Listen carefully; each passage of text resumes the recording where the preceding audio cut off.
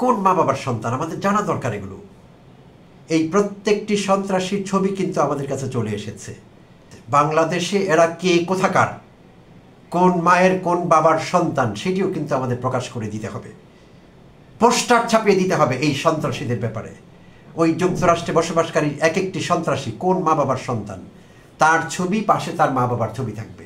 আমরা একবার দেখতে চাই কোন নেক মা বাবার সন্তান এই কুলাঙ্গারেরা। 1 বছর আগে পর্যন্ত আমরা অনেক লোককে কথায় কথায় বলতে শুনতাম, তুই মানুষ না, তুই একটা আমলীগ, তুই মানুষ না, তুই একটা ছাত্রলীগ, তুই একটা যুবলীগ। প্রিয় দর্শক, আসসালামু আলাইকুম এবং অনেক অনেক শুভকামনা সবার জন্যে।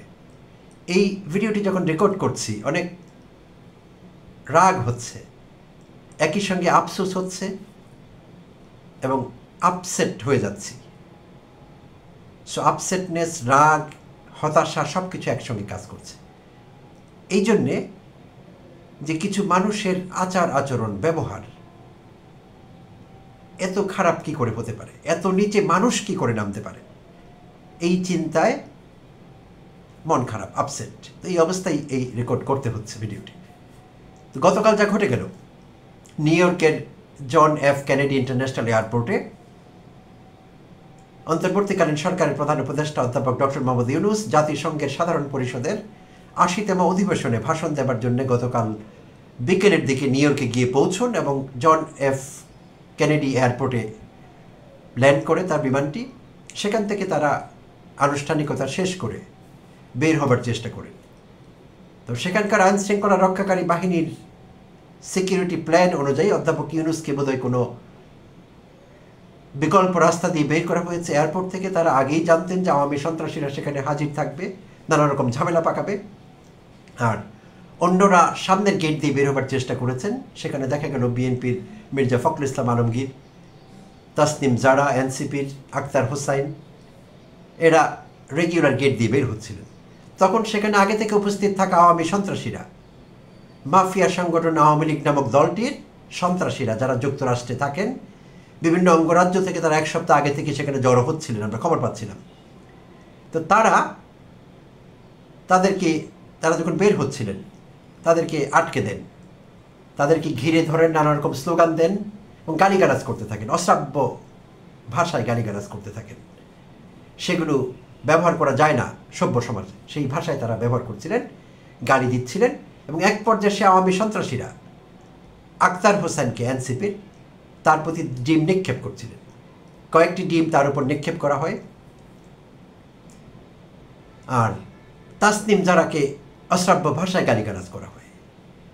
তো সবচাইতে আপসেটিং হলো এই বিষয়টি, তাসনিম জারাকে কেন ওইভাবে গালিগালাজ করা হলো এবং কারা করলেন, তারা কার সন্তান, কোন মা বাবার সন্তান, আমাদের জানা দরকার এগুলো। বাংলাদেশে এখন যারা দায়িত্বে আছেন, সরকারে আছেন, তাদের বলছি, এই প্রত্যেকটি সন্ত্রাসীর ছবি কিন্তু আমাদের কাছে চলে এসেছে। ভিডিও আছে, স্টিল ফটোগ্রাফিতে তারা আছেন, তাদের প্রত্যেকের ছবি কিন্তু আছে। বাংলাদেশে এরা কে কোথাকার, কোন মায়ের কোন বাবার সন্তান সেটিও কিন্তু আমাদের প্রকাশ করে দিতে হবে। পোস্টার ছাপিয়ে দিতে হবে এই সন্ত্রাসীদের ব্যাপারে। ওই যুক্তরাষ্ট্রে বসবাসকারী এক একটি সন্ত্রাসী কোন মা বাবার সন্তান, তার ছবি পাশে তার মা বাবার ছবি থাকবে। আমরা একবার দেখতে চাই কোন নেক মা বাবার সন্তান এই কুলাঙ্গারেরা, যারা যুক্তরাষ্ট্রের মতো দেশে কয়েক বছর থেকেও এইটুকু শেখেনি যে একজন মহিলাকে এইভাবে গালিগালাজ করা যায় না। এবং কোন মহিলা তাদের 14 গোষ্ঠীকে একসঙ্গে করলে তাসনিম জারার যোগ্যতার সঙ্গে কুলবে? তাসনিম জারার মতো একজন মহিলা তাদের 14 গোষ্ঠীতে একজন পাওয়া যাবে? যাবে না। এরকম একজন গুণী মানুষকে, যিনি, আমি বলবো আমার যতটুকু জানা আছে, বাংলাদেশের ডাক্তারদের মধ্যে ইয়াংগেস্ট, যার কিনা অক্সফোর্ড থেকে ডিগ্রি, ক্যামব্রিজে পড়াবার অভিজ্ঞতা, ইন্টারন্যাশনাল এক্সপোজার, বিভিন্ন ইন্টারন্যাশনাল মিডিয়ায় তার সাক্ষাৎকার, এটা অন্যরকম ব্যাপার। তাসনিম জারা মানে অন্য কিছু। বাংলাদেশের সবাই এখনো তাসনিম জারাকে চেনেন না, কিন্তু আন্তর্জাতিক বিশ্বে স্বাস্থ্য বিষয়ে খোঁজখবর রাখেন, হেলথ কেয়ার সেক্টরে কাজ করেন, তারা জানেন তাসনিম জারাকে। এই গুণী মানুষটিকে, যিনি অক্সফোর্ড ক্যামব্রিজ ছেড়ে দিয়ে, সেখানকার বিলাসবহুল জীবন ছেড়ে দিয়ে, তিনি একা না, তার হাজব্যান্ড সহ খালেদ সাইফুল্লাহ অক্সফোর্ড থেকে LLM করা একজন লয়ার, লতে মাস্টার্স করা, সেখানে তাদের নিরাপদ জীবন ছিল, বিলাসবহুল জীবন হতে পারত। তারা সেগুলো পেছনে ফেলে বাংলাদেশের রাজনীতিতে নতুন কিছু যোগ করবার জন্যে, বাংলাদেশের রাজনীতিকে বদলাবার জন্যে, আওয়ামী বাকশালী রাজনীতি বন্ধ করবার জন্যে বাংলাদেশে ফিরে এসেছেন। বাংলাদেশের মানুষ নিয়ে কাজ করতে চান, বাংলাদেশ নিয়ে তারা স্বপ্ন দেখেন। সেই তাসনিম জারাকে, সেই চাকর বাকরগুলো, যুক্তরাষ্ট্রে থাকা কুলিগুলো, রাস্তার টোকাইগুলো এইভাবে গালিগালাজ করতে পারে? করেছে তারা। কারণ তারা এই পর্যায়েরই কুলি, তারা জানেই না কার সঙ্গে কি ব্যবহার করছে। আমি কুলিদের ছোট করছি না, কুলিরাও মানুষ, তারা অনেক ভালো, অনেক মার্জিত, তারা এমন আচরণ করেন না। বাট যুক্তরাষ্ট্রে থাকা সেই আওয়ামী কুলিগুলোর কথা বলছি। তারা জানেন না তারা কি করছেন, না জেনেই করেছেন। তারা হাসিনা করে। আরে হাসিনা তো পায়ের যোগ্য না তাসনিম জারার। কি যোগ্যতা আছে হাসিনার তাসনিম জারার বিপরীতে? একজন মিথ্যেবাদী, কপট, জামানার শ্রেষ্ঠ নিকৃষ্ট পিশাচ, স্বৈরাচারী। সারা দুনিয়া তাকে চেনে স্বৈরাচারী হিসেবে, পিশাচ হিসেবে, নরহত্যাকারী হিসেবে, গণহত্যাকারী হিসেবে। এখন তার বিচার হচ্ছে, বিচার হবে, 1000 বছরের জেল হবে মহিলার। এই মহিলার জন্য যুক্তরাষ্ট্রে থাকা সেই কুলি মজুরগুলো এইভাবে ব্যবহার করছে মানুষের সঙ্গে, কাউকে ডিম মারছে, একজন ভদ্র মহিলাকে এভাবে গালাগালি করছে। সেই শব্দগুলো উচ্চারণযোগ্য না। প্রতিটি আওয়ামী সন্ত্রাসীকে খুঁজে খুঁজে বের করতে হবে বাংলাদেশের কোন অঞ্চলের সে কৃতি সন্তান, কোন মা বাবার সন্তান, প্রত্যেকের ছবি পোস্টার আকারে ছড়িয়ে দিতে হবে। বাংলাদেশে তাদের সম্পত্তি বাজেয়াপ্ত করতে হবে, তাদের লাইফকে মিজারেবল করে তুলতে হবে এই সন্ত্রাসীদের, যাতে ভবিষ্যতে কোনোদিন দুঃস্বপ্ন না দেখে যে বিদেশের মাটিতে দেশের ভাবমূর্তি ক্ষুণ্ণ করবার জন্য এরকম আচরণ করতে পারে। প্রত্যেকটি সন্ত্রাসীকে আইনের আওতায় আনতে হবে। বাংলাদেশে 5টি 10টি করে মামলা দিতে হবে তাদের বিরুদ্ধে, বাংলাদেশে যাতে কোনোদিন ঢুকতে না পারে এই সন্ত্রাসীরা। যা করেছে তাতে সারা বিশ্ব স্তম্ভিত। এই চর্চা উন্নত দেশগুলোতে আছে, কারণ তাদের ধৈর্য অনেক বেশি। তারা অন্যান্য দেশের লোককে ব্যানার পোস্টার ধরে রাস্তায় দাঁড়াতে দেন। তাদের দেশের সরকার প্রধান, রাষ্ট্রপ্রধান আসলে সেখানে সেই কমিউনিটির লোকেরা, সেই তাদের দেশের ডায়াসপোরা সেখানে প্রোগ্রাম করে, শান্তিপূর্ণভাবে করে। মারামারি হয় না, ধাওয়া পাল্টা দেওয়া হয় না। তারা ব্যানার পোস্টারেই সীমিত থাকেন, প্রতিবাদ জানান যে এই রাষ্ট্রপতি, এই সরকার প্রধানের সঙ্গে আমাদের প্রবলেম আছে, আমাদের ইস্যুজ আছে। কিন্তু তাই বলে এই আওয়ামী বাকশালীদের স্টাইল না। ওই সবচাইতে বড় হারামজাদাটা, যেটা একটা কুমড়ো পটাশ, একটা জলহস্তি দেখা গেল, মিজানুর রহমান নামের সেই জলহস্তিটা, যে চেহারা শুরুতে স্প্যানিশ যে ডনগুলো আছে, আন্ডারগ্রাউন্ড ডন, সেরকম লাগছিল তাকে দেখতে। ব্যান্ডানা পরা, মাথার মধ্যে নানান কারুকাজ করা, তার দাড়ির স্টাইল, সব কিছু। বিশাল সন্ত্রাসী, বিশাল আওয়ামী সন্ত্রাসী। শোনা গেল সে যুবলীগ নেতা। সেই গুন্ডাটাকে পুলিশ অবশ্য ধরতে পেরেছে। এই গুন্ডাটার 14 গোষ্ঠীর খবর নিতে হবে, কোন জেলার লোক, কার সন্তান সে, এরকম বখে সে কিভাবে গেল। আর যারা উচ্চবাচ্য করছিলেন, কথা বলছিলেন, তাদের ভাষা শুনে বোঝা যাচ্ছিল তারা কোন কোয়ালিটির লোক। আমরা বাংলাদেশে যেসব কমিউনিটিতে বসবাস করি, বা পৃথিবীর যেখানে যেই কমিউনিটিতে, যেই শহরে, যেই গ্রামে বসবাস করে, মানুষ অনেক সময় এয়ার কোয়ালিটি নিয়ে কথা বলে যে আমাদের এলাকায় কোয়ালিটি এয়ার নেই, এয়ার পলিউশন আছে। তো আমরা ভালোভাবে বসবাস করবার জন্য আমাদের যেমন কোয়ালিটি এয়ার দরকার, একটি কমিউনিটিতে ভালোভাবে সুস্থভাবে বাস করতে হলে মানুষের কোয়ালিটি পিপল দরকার। কেউ হয়তো বলবেন পিপল আর পিপল না, পিপল আর পিপল না। এরকম আওয়ামী সন্ত্রাসীদের পিপল বলা যায় না। They are not people, they are not human beings. তারা পশুও না, কারণ পশুর প্রতি অবিচার করা হবে যদি আমরা বলি তাদের আচরণ পাশবিক। পশু কখনো এমন আচরণ করে না। পশুও তাদের কমিউনিটির নর্মস, স্ট্যান্ডার্ড মেনে চলে। নির্দিষ্ট ফিচার, নির্দিষ্ট ট্রেডসের বাইরে তারা যায় না।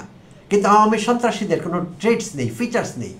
তারা সন্ত্রাসী, তারা কপট, তারা মিথ্যেবাদী, তারা দুর্নীতিবাজ, তারা গুমকারী, তারা খুনকারী, তারা অপহরণকারী, তারা মানবতা বিরোধী অপরাধ সংগঠনকারী, সব কিছু তারা করতে পারে।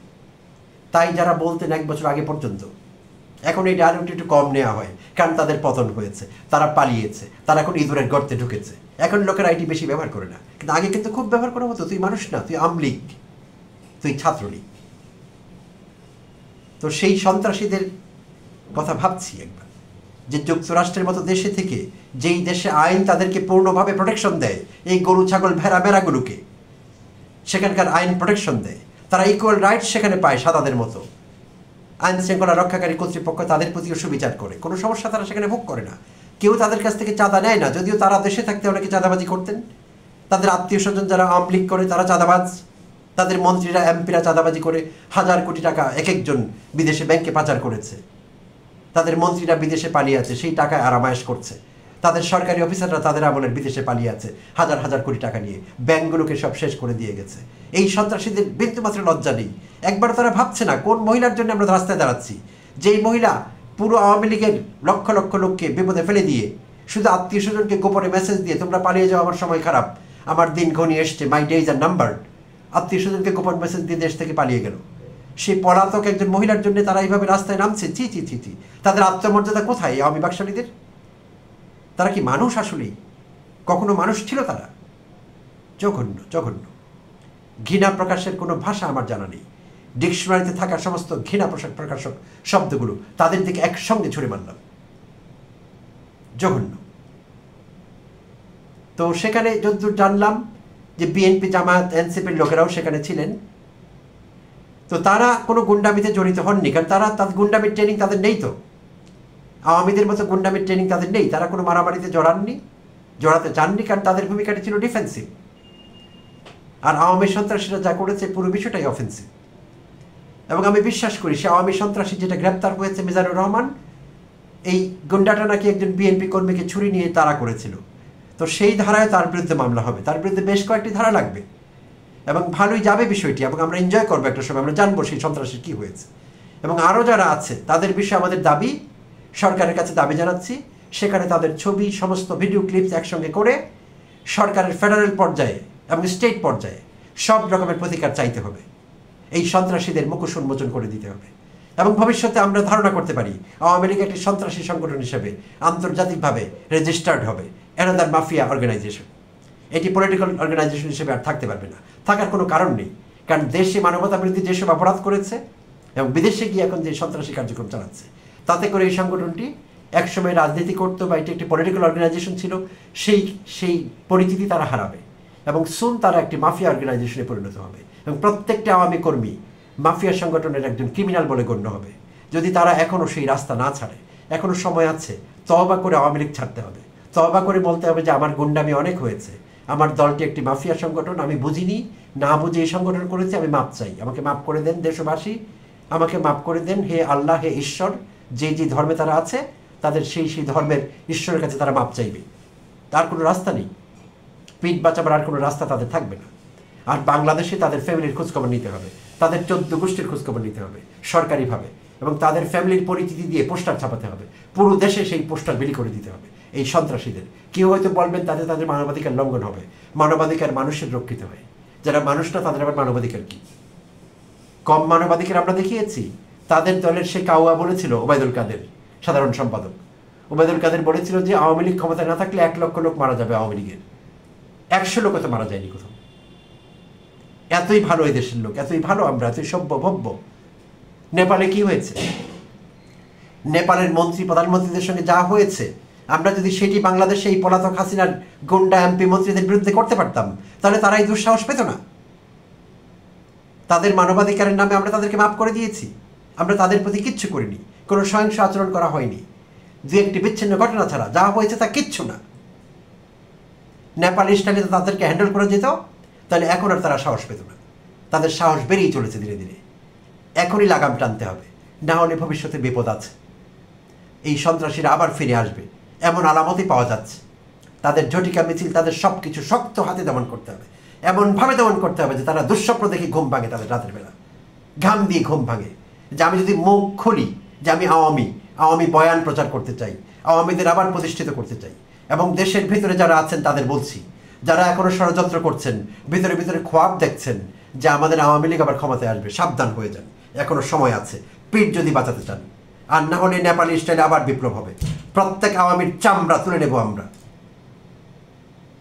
এখনো সময় আছে।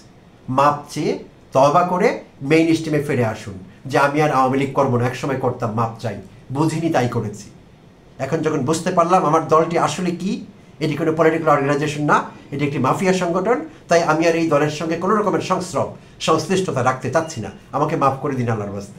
মাপ চেয়ে শুদ্ধ হয়ে মেইন স্ট্রিমে আসুন। এই দলকে কখনোই এস্টাবলিশ করার খোয়াব কেউ দেখবেন না। দেশি বিদেশি সামরিক বেসামরিক যেখান থেকে সেই চেষ্টা চলছে, যত নিখুঁতভাবে সেই চেষ্টা করা হোক না কেন, এই ডিজাইন যত মেটিকিউলাস হোক না কেন, লাভ নেই। একসময় সেটি আলোতে আসবে এবং আপনি এটির জন্য জবাবদিহি করবেন যদি আপনি জড়িত থাকেন এই প্ল্যানে। ভালো থাকবেন সবাই।